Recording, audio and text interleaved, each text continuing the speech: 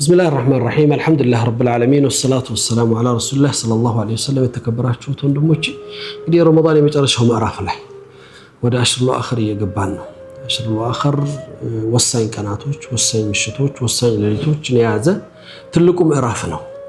የሥራዎቻችን ጉዳይ የሚታይበት በብዙ መልኩ ለዚህ ነው እንግዲህ እነዚህን የመጨረሻ 10 ቀናቶች ያለፉት 20 ቀናቶች ላይ እየጎደሉ ነው።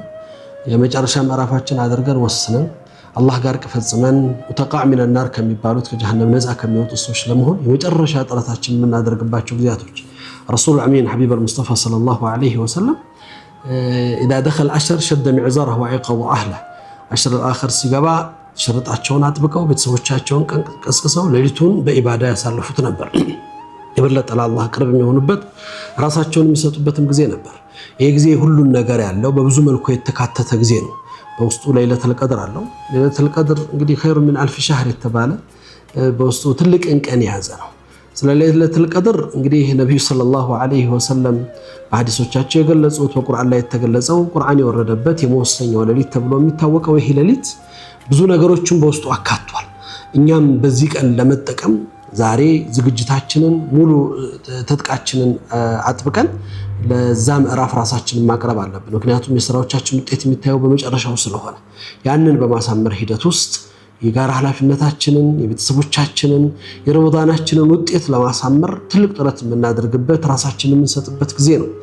ብዙ ለፍተናል፣ በብዙ መልኩ አሳልፈናል። እነዚህ 10 ቀናቶች ላይ በተለይ በጣም በርትተን ልንሰራ የሚገባን 3 ነገሮች፣ አንድ ከምን ጊዜውም የበለጠ ዱዓ ላይ ልንበረታ በዱዓ ልንጠናክር ይገባናል።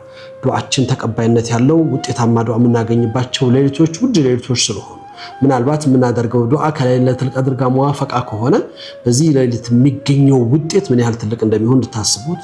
ሁለተኛ 2 ረካዓን ብትሆን ሶላትን በአሽሩል አኺር የመጨረሻ ሌሊቶች መስገድ በዚህ ሌሊት አሁንም ሙዋፈቃ ለይለቱል ቀድር ከሆነ ልዩ ጊዜ ስለሚሆን እሱን በጣም ትኩረት ልናደርግበት። በሶስተኛ ደረጃ ቁርአን እንግዲህ ከቁል ሁወላሁ አሐድን በየቀኑ ምሽቱ ከመቅራት ጀምሮ 3 ጊዜ የቀራ ሰው ሱሉሳይ ቁርአን ነው ተብሏል።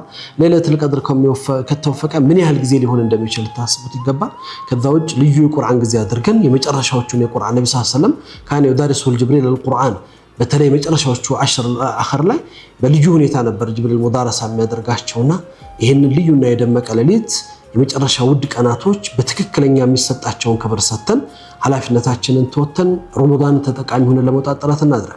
ብዙ ጊዜ በስተካከል የሚገባው ነገር መጨረሻው ላይ በበርታት ሲገባን ኢዲ የመጣ ነው ብለን ደግሞ እየተዘናጋን ከብዙ ነገር የምንሄድበት ጊዜ ስለሆነ እሱ ላይ ትኩረት እንድናደርግ አደራዬን ለማለት እወዳለሁ። አላህ በመጨረሻዎቹ